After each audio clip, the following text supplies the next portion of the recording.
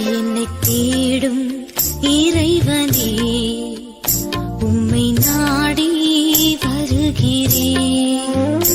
என்னை தேடும் இறைவனே, உம்மை நாடி வருகிறேன். இன்றைய தியானத்தின் தலைப்பு நான் உங்களுக்கு சொல்லுகிறேன்.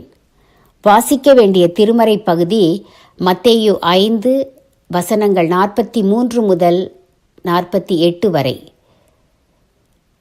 நான் உங்களுக்கு சொல்லுகிறேன். உங்களை சிநேகிக்கிறவர்களையே நீங்கள் சிநேகிப்பீர்களானால் உங்களுக்கு பலன் என்ன? மத்தேயு 5:46. இந்த பகுதியில் இயேசு கிறிஸ்து 2 கேள்விகள் கேட்கிறார். 1. உங்களை சிநேகிக்கிறவர்களையே நீங்கள் சிநேகிப்பீர்களானால் உங்களுக்கு பலன் என்ன? நமக்கு பலன் உண்டாகும்படி சிநேகிக்க வேண்டும் என்று எண்ணி நம்மை சிநேகிக்கிறவர்களையே சிநேகித்தால் பலன் இல்லை. 2. உங்கள் சகோதரரை மாத்திரம் வாழ்த்துவீர்களானால் நீங்கள் விசேஷித்து செய்கிறது என்ன? அதாவது கிறிஸ்துவின் பிள்ளைகள் எப்போதும் எதை செய்தாலும் ஏதாவது ஒன்றை விசேஷித்து செய்ய வேண்டும்.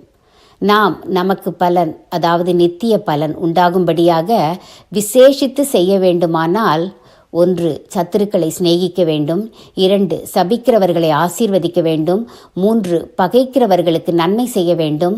4. நிந்திக்கிறவர்களுக்காகவும் துன்பப்படுத்துகிறவர்களுக்காகவும் ஜெபம் பண்ண வேண்டும்.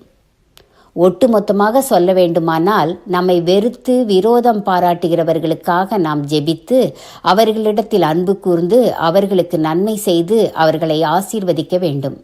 இப்படித்தான் கிறிஸ்தவர்கள் பிறரிடம் உறவு கொள்வதில் விசேஷித்து செய்ய வேண்டும்.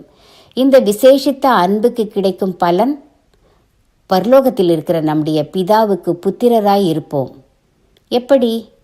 அவர் நல்லோர் தீயோர், நீதி உள்ளவர் அநீதி உள்ளவர் என்ற வேற்றுமை பாராட்டாது யாவர் மேலும் சூரியனை உதிக்க பண்ணி மழையை பெய்ய பண்ணுகிறார். அதனால் பிதா பூரண சர்க்குணராய் இருக்கிறார். நாமும் அப்படியே பூரண சர்க்குணராய் இருக்க வேண்டும்.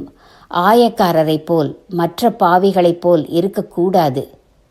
எப்படி வேண்டுமானாலும் வாழ்வதற்கு எதற்கு கிறிஸ்தவர்களாய் இருக்க வேண்டும்? எப்படி வேண்டுமானாலும் வாழ்வதற்கு எதற்கு கிறிஸ்தவர்களாய் இருக்க வேண்டும்?